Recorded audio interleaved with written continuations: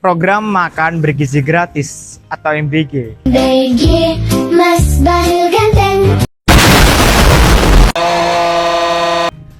Antara amanat hukum dengan realitas di lapangan, analisis menggunakan perspektif sosiologi hukum. Dari program yang mulia ini, banyak sekali pertanyaan-pertanyaan yang muncul menurut mahasiswa hukum. Bagaimana sistem pengawasannya? Apa yang terjadi bila ada pelanggaran?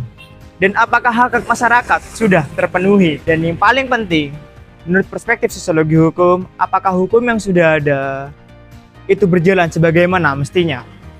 Halo semuanya, saya Muhammad Lutfi Ihsan, dan pada pagi hari ini kita akan bedah program makanan bergizi gratis atau MBG dari kacamata perspektif sosiologi hukum. Saya hari ini juga langsung turun di lokasi melihat bagaimana keadaan di lapangan. Yuk.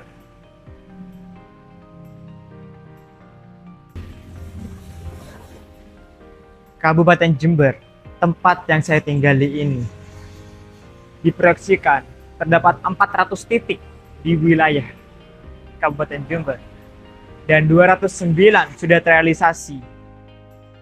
209 itu adalah dapur SPPG, mengalami perkembangan dan kemajuan dalam setiap titiknya, sehingga apa yang sudah diamanatkan sudah diproyeksikan itu berjalan. Menurut Pusat Pengelolaan Informasi dan Dokumentasi PPID Kabupaten Jember per 20 Juni 2026, beberapa wilayah seperti Kecamatan Ajung, Wuluhan, Ambulu, Temperjo, dan yang lain. Tapi titik krusialnya adalah apakah hukum itu sudah berjalan?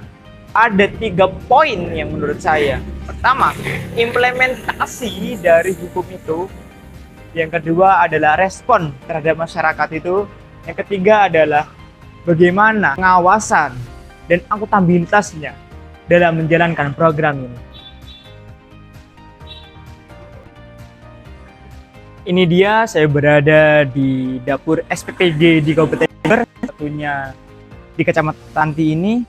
Saya tidak hanya ingin di luar, tapi bagaimana respon terhadap masyarakat, dan tentu saja apakah keterkaitannya hukum dan pengawasan sudah diketahui. Jadi, mari kita lihat.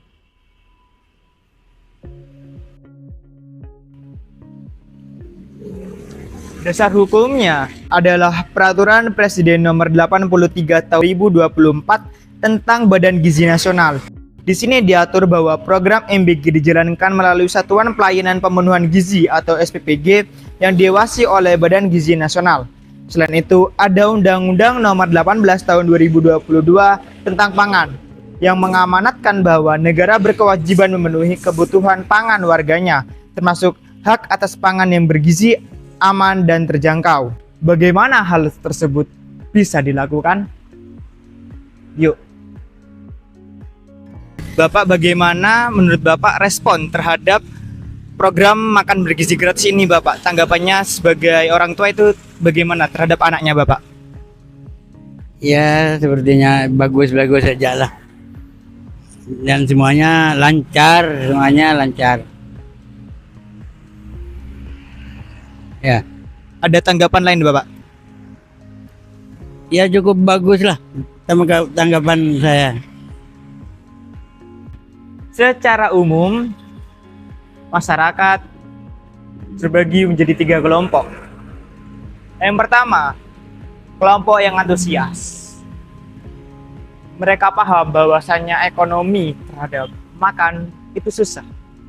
Jadi, pemerintah datang untuk memenuhi kebutuhan dasar sehingga anak-anak mereka bisa tumbuh dan sesuai dengan gizi yang disediakan oleh pemerintah.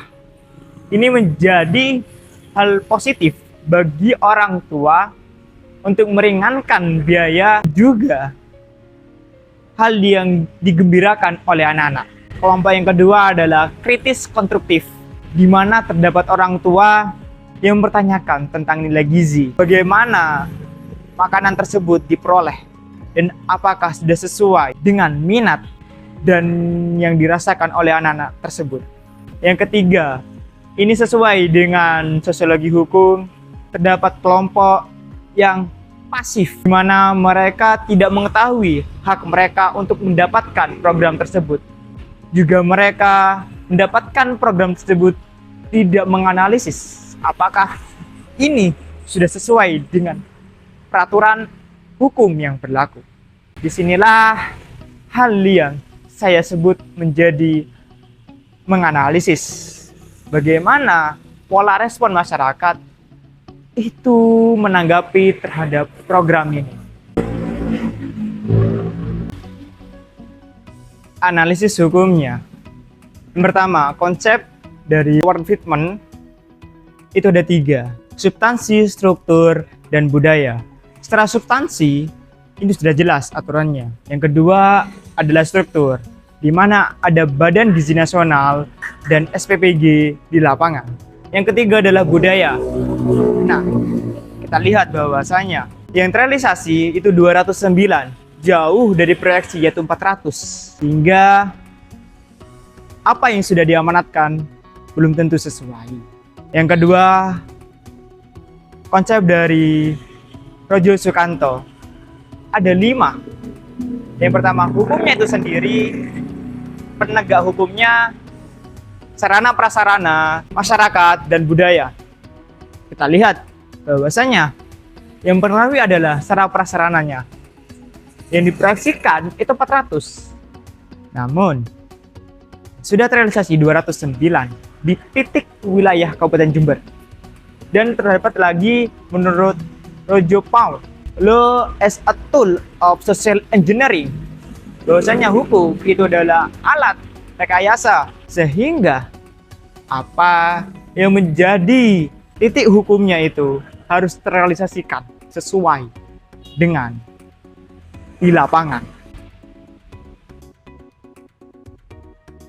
Solusi yang saya berikan, yang pertama adalah sistem pengawasan masyarakat partisipatif, di mana masyarakat bisa melaporkan apabila terjadi pelanggaran, mulai dari hal yang terkecil, dari sekolah, guru sekolah, kepala sekolah, dari masyarakat, mungkin orang tua peserta didik, dan juga masyarakat apabila terjadi pelanggaran yang tidak sesuai dengan aturan. Yang kedua adalah transparansi, membuka keterbukaan publik, dan juga memahami bahwasanya masyarakat bisa menilai apakah sesuai dengan aturan yang dianggarkan dan bisa diserap oleh masyarakat. Yang ketiga adalah literasi hukum, sehingga masyarakat tidak hanya mendapat makanan, tapi bisa paham bahwasanya ini adalah haknya mereka, hak konstitusional mereka yang diatur oleh undang-undang dan juga diatur oleh peraturan hukum yang berlaku.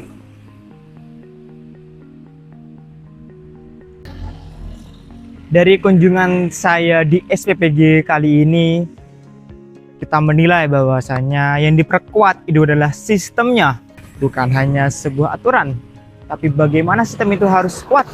Dari sini saya belajar bahwasanya yang paling penting adalah bagaimana kita bermanfaat, sehingga hukum itu bisa hidup di tengah-tengah masyarakat. Apa yang menjadi problem saat ini dan apa yang menjadi permasalahan yang bisa diselesaikan dengan solusi-solusi. Dari sini saya Lutfi, semoga untuk kedepannya saya bisa improve, dan apabila ada tambahan silahkan chat di kolom komentar. Bye-bye.